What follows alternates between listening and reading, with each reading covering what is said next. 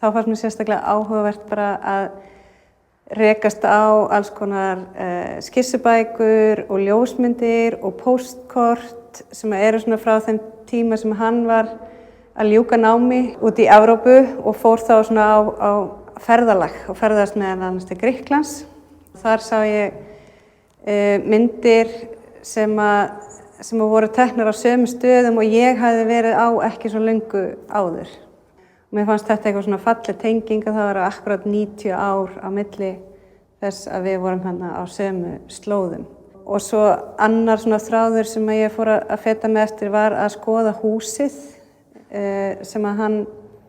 byggði sjálfur hér í Sigtúninu með eigin höndum og það hefur oft verið talað um að hann hafi tekið áhrif frá Grikklandsferðinni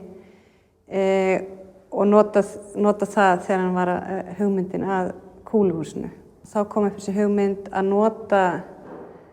húsið sem að mér finnst vera bara stærsti skúlptúr sem Ásmundur gerði á ævinni, að nota það sem sólúr og út frá því kemur þetta verk sem er stærsta verkið á sýningunni sem heitir Hverfing og það er sem sagt spegill upp á þaki sem að grípur sólina og varpar sólargeislanum inn í bogaskemmuna á langvegginn þar og sólarljósið ferðast í rauninni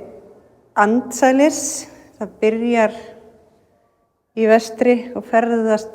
í austri eftir því sem dagurinn líður og þar á veggnum er líka svona teikning sem að gefur augunum svona viðmið til þess að fylgjast með hversu hratt við erum að ferðast. Í gluggunum á bogaskemmunni er líka risastór teikning sem er svona lauslega byggð á hvernig útreikningar fyrir sólúr hafa verið gerð í gegnum tíðina.